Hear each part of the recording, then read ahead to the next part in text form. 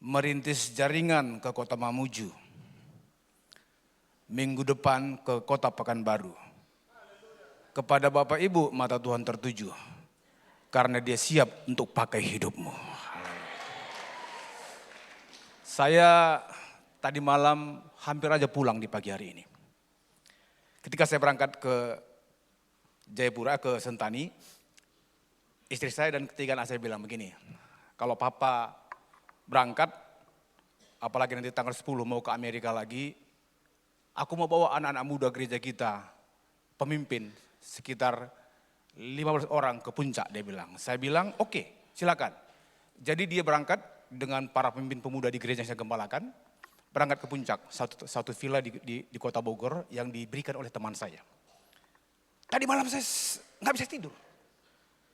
Sepertinya ada sesuatu begitu, nggak tidur. Makanya saya pikir ini harga rohani yang di sini ini luar biasa bagi saya. Bukan hanya bagi saudara.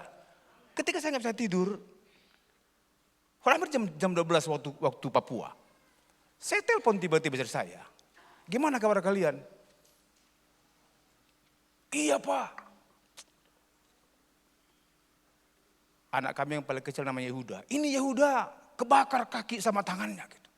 Loh kok bisa? Iya tadi mereka mau bakar sate anak-anak muda itu yang orang gereja itu. Kemudian disuruhnya penjaga villanya untuk mulai bakar kayunya. Dan mereka keliling di situ. Tak gimana bodohnya si penjaga villa ini. Masa spiritus dituangkan ke situ lalu dinyalakan, menyambarlah api itu. Jadi saya video call terus. Masuk rumah sakit. Ke rumah sakit PMI Bogor. Waduh saya nggak bisa tidur. Gimana ini? Gimana besok pelayanan begitu ya? Nah tapi si Tuhan, dua yang kebakar, satu pemimpin pemuda di gereja kami, tangan dan kaki, dan anak saya juga tangan dan kakinya. Tapi puji Tuhan tadi menjelang pagi sudah pulang kami ke rumah, sudah selesai dari UGD, sudah diizinkan dokter pulang. Jadi saya lega hati saya gitu. Makanya pagi ini saya nggak lagi punya beban pikiran. Tadi malam saya hampir saya reschedule tiket saya untuk pulang, gitu ya. Karena saya lihat luka bakarnya gitu, video call begitu. Waduh saya bilang, oke hari ini mari kita fokus dengan apa yang kita belajar hari ini pagi ini, teman-teman, terutama untuk para fasilitator, mungkin ini nggak maksimal yang saya sampaikan. Tetapi saya dengar dari teman-teman Jaringan Doa Regional Papua akan membuat training khusus untuk fasilitator dalam tahun ini. Nanti kita akan perdalam di sana. Silakan munculkan PowerPoint saya Pak Mamoto, Pak Victor. Dan nanti kita akan perdalam di sana. Hari ini saya akan sedikit berbicara tentang berjejaring, ya. Nah, saudara-saudara, kalau kita lihat hari ini fakta di tempat ini dengan peresmian rumah doa ini, bukankah dari segi kepemimpinan nasional hari ini sudah kita genapi? Ini baru terjadi, bagaimana mungkin para aras gereja bisa kumpul di tempat ini? Nggak pernah terjadi seperti itu. Dan kami pun sebagai kegerakan jaringan nasional, kami sangat berjejaring dengan semua para aras. Bahkan merupakan bagian mereka, setiap kali ada event, pasti JDN itu menjadi mitra, apalagi dalam kegerakan doa, menjadi bagian dari mereka untuk kita gerak sama-sama. Dan hari ini ayo, kalau saya berbicara ini berjejaring, mari fokusnya bahwa kita bergerak bersama-sama, katakan amin. Enggak ada yang menjadi fokus di sana, tapi kita bergerak bersama-sama, enggak ada yang menjadi tokoh di sana. Nah mari kita lihat, klik lagi teman-teman, operator. Kalau saudara lihat bagaimana gambar ini gambar yang sangat jelas menggambarkan tentang jaringan. Gambar ini di sini tidak ada tokoh, tidak ada sentral yang dimunculkan. Tetapi mereka sedang berkoneksi. Berkoneksi karena apa? Karena memiliki visi bersama. Karena memiliki visi bersama dan salah satu hubungan untuk boleh melihat ada kegerakan secara bersama-sama yang endingnya adalah, yang goalnya adalah bagaimana satu tempat dirubah. Bagaimana bilangan-bilangan orang percaya juga akan ditambah-tambahkan, katakan amin. Jadi pagi ini ketika kita berbicara mengenai doa, itu goalnya bagaimana bilangan orang percaya akan ditambah-tambahkan.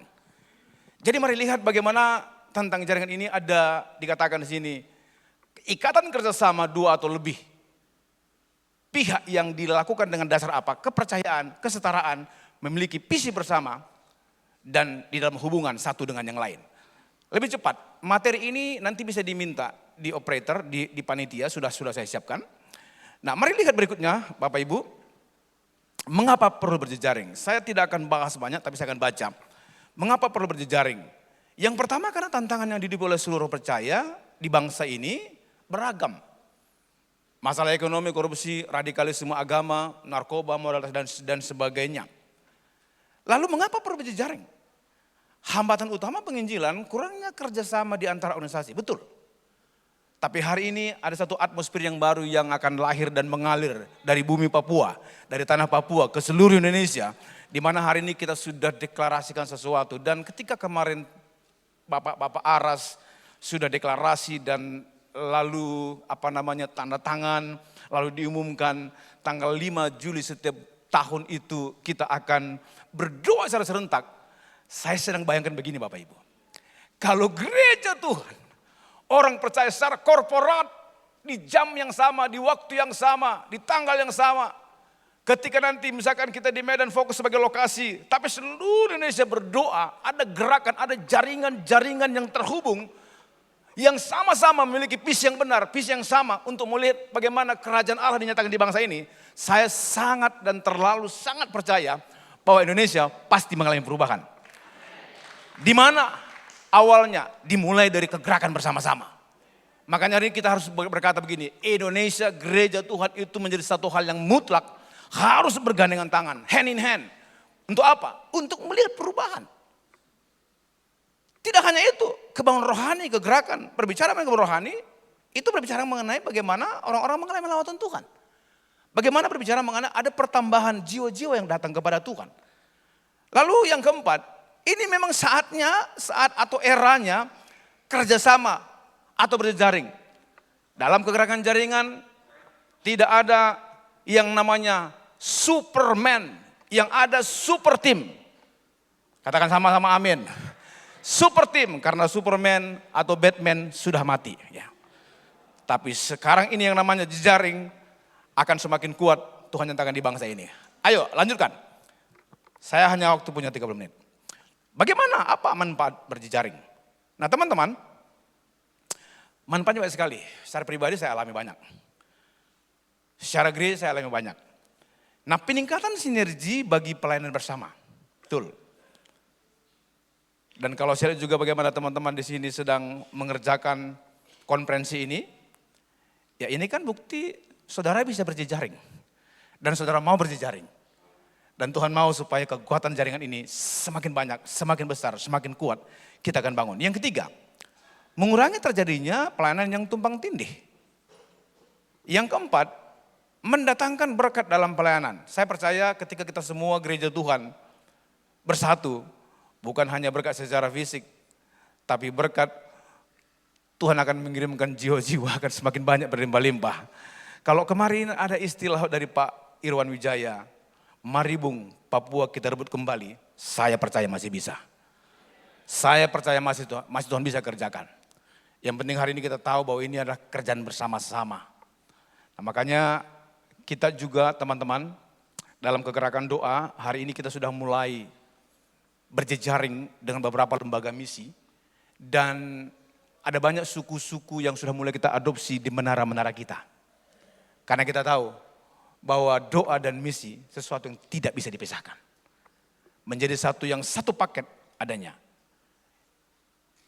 5, membuka kesempatan baru dalam pelayanan. 6, saling menjaga dalam pelayanan. 7, pelipat gandaan tanpa batas dalam pelayanan. Yang ke-8, meningkatkan efisiensi, batasan dan kapasitas. 9, membuka hubungan dengan sesama tubuh Kristus, betul bukan? Hari ini kita semua terhubung. Saya ini adalah tahun ke-21, mulai ada dalam kegerakan jaringan. Dan hari ini saya nggak ada sedikit pun alergi dengan denominasi apapun, dengan merek apapun. Kemarin bercanda teman-teman dibilang begini, jangan saudara pikir teman-teman dari Bala Keselamatan itu pilot Lion Air gitu ya. Kalaupun dia pakai pangkat seperti pilot begitu. Enggak. Kenapa? Hari ini kita satu, tahu semua tujuan kita dan kita bergerak bersama-sama. Tapi kalau saudara mau memakai juga seperti jubahnya Pak Romo Daniel sih nggak apa-apa juga. Tapi nanti saudara tidak akan dipanggil Romo, tetap nama saudara yang dipanggil. Nah, lalu bagaimana saling mendoakan dan saling melindungi. Semakin cepat yuk, klik. Yuk, ini saya pikir yang paling perlu. Nanti materi lengkap bisa diminta di belakang. Kita kali bagaimana nilai-nilai jaringan. Teman-teman, ketika kita berjejaring dalam kegerakan doa, maka yang pertama, kita harus tahu menangkap visi bukan ambisi. Karena kalau kita berbicara mengenai ambisi, kita akan terlalu menempatkan diri kita nomor satu. Mohon maaf, saya agak keras juga ngomong ini. Kalau tadi Pak Lipius keras ngomong, saya juga keras. Banyak saya temuin sebagai pastor nasional, ngelapor ke saya, Pak itu regional kami, kota kami, masa pimpinan JDS-nya? Mereka bilang ketua, kita sih nggak pernah bilang ketua. Ya kalaupun saudara bilang ketua sih nggak apa-apa juga, tapi kita sih bilang namanya fasilitator, begitu ya. Dikit-dikit harus semuanya lewat dia baru bisa kami bergerak. Saya pikir itu salah. Ini salah. Ini salah, katakan salah. Jadi di sini tidak boleh ada muncul ambisi-ambisi. Karena trio ambisi pun sudah mati juga gitu ya. Nah, yang kedua, relasi bukan hierarki. Ini pun ada hubungannya dengan munculnya seperti presiden kecil. Atau bupati kecil di wilayahnya. Atau gubernur kecil di wilayahnya. Enggak lah. Hari ini kita lihat bagaimana yang paling perlu dalam kegerakan doa kita, hubungan kita kok. Hubungan kita, bukan susunannya. Nanti Pak Max akan sampaikan sedikit tentang fasilitator fungsional dan struktural. Akan disampaikan nanti. Tapi hari ini kalau kita berbicara mengenai jaringan, maka yang paling perlu adalah relasi kita. Itu di dalam poin yang ketiga dikatakan, hubungan bukan program juga. Saya percaya kalau kita semua kompak dalam satu kota atau satu regional, apapun gampang kita kerjakan, program apapun gampang kita kerjakan kalau hubungannya baik. Jadi dalam kegerakan doa kita nggak pernah berorientasi kepada program. Tapi hubungan kita satu dengan yang lain. Bagaimana kita boleh seperti satu jaring yang tak terputus tadi. Jaring yang terhubung tadi. Yang keempat, klik lagi Pak. Yang keempat, kita fungsi bukan strukturalnya. Bukan atasan bawahannya. Kalau saudara lihat di dalam ASN kita di bangsa ini, ada namanya fungsional dan struktural. Kalau dia struktural, misalkan di Kementerian Keuangan ada eselon-eselon yang tersusun 1, 2, 3, 4, ada pelaksana di bawah, itu namanya struktural. Tapi ada namanya pegawai negeri yang fungsional, contoh guru, dokter. Saya ini kebetulan anak guru, papa mama saya guru. Guru sekalipun dia sudah pensiun dari segi jabatannya, PNS-nya, maka fungsi guru dia akan terus bisa lanjutkan. Sama hal dengan kita, ketika nanti di kota, di regional, kepengurusan sudah berubah, tetapi fungsi saudara sebagai fasilitator penggerak doa nggak pernah berubah. Boleh pensiun, boleh misalkan sudah habis masa jabatannya, tapi fungsinya tidak pernah berubah. Sebagai penggerak, sebagai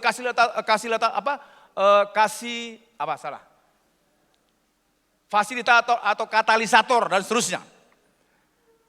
Ayo katakan kiri kanan, fungsi kita nggak boleh berubah bilang. Jadi kalau nanti ada bukan perampingan, ada perubahan, ada pembaruan dalam kepengurusan jaringan doa di kota-kota di Papua dan Papua Barat dan juga regionalnya, saudara bukan diturunkan. Saudara nggak diturunkan, tapi saudara semakin dipakai lewat fungsi saudara. Karena kita perlu juga regenerasi. Saya pun 4 tahun cukuplah bagi saya ketika saya dipercaya menjadi Fausum JDN. Kenapa? Karena bukan itu yang saya kejar. Saya berbagi sedikit tentang hati berdoa untuk kota bangsa. Awalnya tahun 2001 ketika saya resign dari kantor, lalu saya menjadi pendeta, terlibat dalam gerakan doa di kota kami, Jakarta Utara. Saya awalnya hanya ikut dan ikut, lalu ikutin bagaimana teman-teman senior di sana berdoa. Tapi tiba-tiba kok hati saya Tuhan bawa menangis untuk kota saya. Lalu saya semakin komitmen di sana. Kalau saya ada di Jakarta, saya nggak pernah kami sekali seminggu pertemuan doa para gembala dan para pendoa di kota kami. Nggak pernah saya nggak hadir. Kenapa? Hati saya ada di situ. Saya mau coba perdalam ini. Kalau hati kita nggak ada di kota kita, nggak ada di tanah Papua ini, saudara akan menjadi pendoa musiman. Tapi kalau hatimu ada di kotamu, karena Alkitab berkata bahwa di mana hartamu berada, di situ hatimu. Kalau kotamu adalah hartamu, maka engkau akan menangis berdoa untuk kotamu. Sering sekali secara pribadi, Tuhan gerakkan saya bawa anak saya bawa istri saya, yuk naik mobil keliling. Bukan hanya sekali, terlalu sering kami lakukan secara keluarga saja. Dengan teman-teman dalam gerakan doa, bukan sekali. Kadang-kadang jam 12 malam pun, jam 1 malam pun kita lakukan. Nah kenapa? Karena hati itu sedang terbakar dan Tuhan bikin beban untuk kota. Ayo teman-teman, hari ini biar kita semua memiliki hati seperti itu. Hati yang memang kita mencintai di mana Tuhan tempatkan kita ada. Tepuk tangannya jangan tanggung-tanggung, tepuk tangan ya. Saya lahir di Kabanjahe, Tanah Karo, Sumatera Utara. Nggak tahu, saya memang orang Tanah Karo yang ada di Jakarta. Tapi setiap kali saya pulang ke Medan, saya sempatkan pulang ke kampung halaman saya, tempat saya lahir. Saya berdoa keliling, memberkati, melepaskan shalom atas kota itu. Karena hati ada di sana. Ayo bilang kiri kanan, sekarang hatimu ada di mana? Bilang. Ya.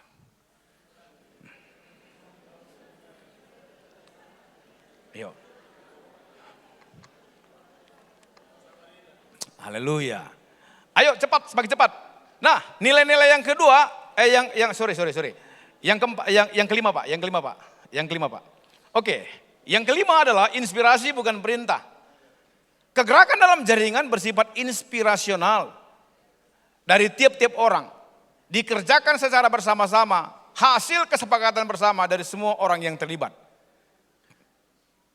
Jadi kalau seperti hari ini kita melakukan momentum ini, event ini, saya percaya bahwa semua saudara bukan orang-orang hanya diperintah, tapi ada inspirasi, ada ide-ide yang di dalam yang bisa ditumpahkan. Oke, 6. Tadi sudah saya singgung sedikit sini. Tim, super tim, bukan sendiri atau superman. Kenapa ini perlu super tim? Itulah kekuatan jaringan. Lanjut. Nilai-nilai berikutnya. Nah ini luar biasa. Nilai-nilai jejaring memberi bukan menerima. Nangka maksudnya? Menabur tapi pasti menuai. Haleluya.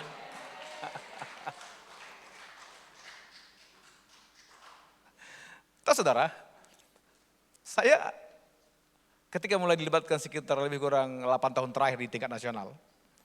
Setiap kali kita bikin event, itu semua para fasilitator itu menabur, memberi benih. Udah kerja, menabur lagi. Udah habisin waktu, menabur lagi. Tetapi itu yang Tuhan juga minta saya pikir daripada kita untuk boleh melihat kegerakan jaringan semakin besar di kota kita. Yang kedelapan, visi kerajaan Allah dan bukan visi denominasi atau kerajaanku. Ayo sekali lagi, para penggerak doa yang ada di Papua Barat, Papua, saudara dan saya tidak pernah membangun kerajaan sendiri.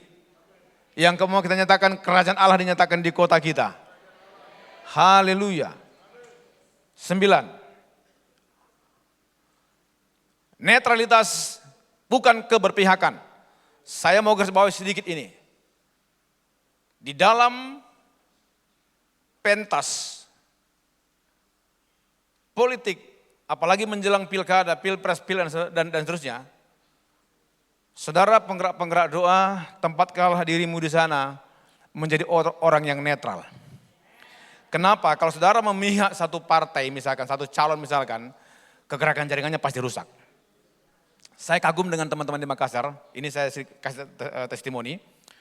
Waktu itu ya namanya calon kan banyaklah meminta dukungan dari semua elemen. Tapi teman-teman dari Makassar ini punya hikmat ide yang luar biasa. Lalu 5 pasang wali kota mereka undang. Dia bilang, kami mau mengundang kalian semua, 5 calon. Sampaikanlah visi misi, apa yang mau kalian paparkan di tengah kami umat Tuhan, artinya lembaga gereja, orang percaya di kota Makassar, silakan. Dan dalam hal itu mereka sampaikan, lalu mereka doakan semua. Sehingga siapapun yang muncul, karena kita memang tidak terlalu vulgar untuk memihak si A, si B, maka itu enggak membuat kita rusak.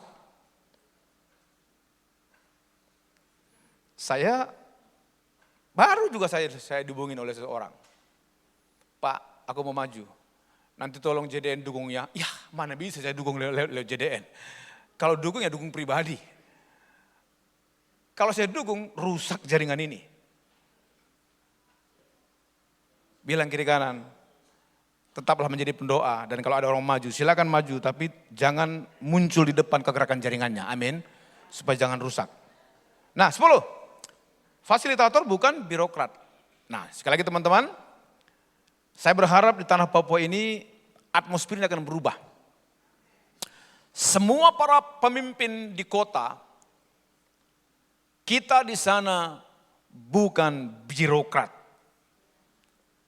Tapi bagaimana kita memfasilitasi, bagaimana kita menghubungkan, bagaimana kita mensinergikan sesuatu supaya kegerakan di kota kita, kegerakan yang makin kuat. Klik, perhatikan gambar ini. Ini yang saya mau sampaikan, klik, oke. Saudara, di situ ada gambar jala ikan, dan jala atau jaringan laba-laba.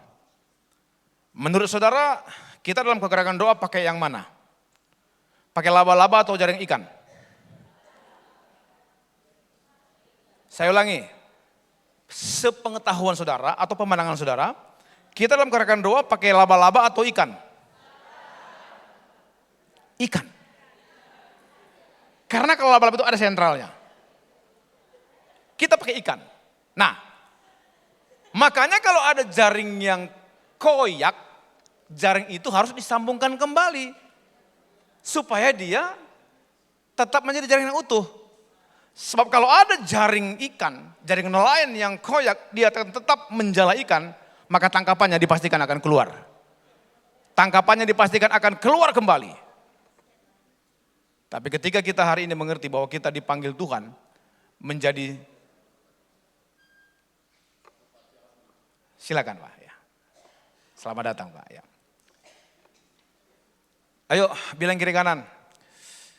Kalau ada jaringan kita di kota kita agak koyak, kita rajut kembali, bilang ayo.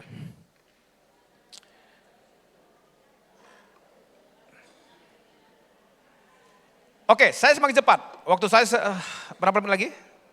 Oke, makin cepat. Kita lihat bagaimana sifat daripada jaringan. Klik lagi, oke. Nah, yang pertama teman-teman, sifat jaringan itu sebagai jembatan. Jadi para fasilitator di kota-kota kita harus bisa menjadi jembatan yang menghubungkan elemen yang mana saja yang tujuannya, sepanjang tujuannya untuk boleh menghadirkan kerajaan Allah di kotanya. Jadi jangan pernah kita menjadi orang yang menjadi pemutus, apalagi menghalang-halangi orang lain. Hari ini, kalaupun di kota kita mungkin gak ada jaringan doa sekotanya, tapi kalau ada tubuh yang lain yang berdoa juga untuk kotanya, itu bukan saingan kita. Itu adalah teman kita yang mengerti satu visi. Katakan amin. Nah, jadi jangan pun nanti dikatakan kalau nggak ada JDS-nya nggak sah. Bagi kami nggak pernah ngomong begitu. Di mana kota ada komunitas apa saja yang memang dia mau berdoa untuk kotanya, untuk daerahnya, itu adalah partnernya kita. Jadi sesama partner tidak boleh saling memblok. Apalagi putus jembatan begitu ya. Nah, orang kita menghubungkan kok. Kita kan konektor juga, ya. Oke. Yang kedua, sebagai katalisator. Seorang yang dapat memberi ide-ide bagi terjadi perubahan untuk mencapai visi bersama. Lalu yang ketiga, sebagai clearing house. Artinya apa? Jaringan doa menjadi wadah untuk mengumpulkan, mengelompokkan, dan membagikan berbagai informasi untuk didoakan secara bersama-sama. Jadi biar kita boleh juga menerima banyak info-info apa yang kita harus didoakan di kota kita. Karena memang itulah salah satu tujuan daripada kegerakan jaringan kita. Saya lebih cepat lagi. Dikatakan begini. Tujuan jejaring itu membangun persatuan dan kesatuan. Semua kita setuju. Yang kedua, mengadakan peperangan rohani. Nah, saya bersyukur kalau tadi banyak kesaksian bagaimana teman-teman mulai berdoa keliling, bagaimana JDW berdoa keliling, bagaimana kota-kota berdoa keliling.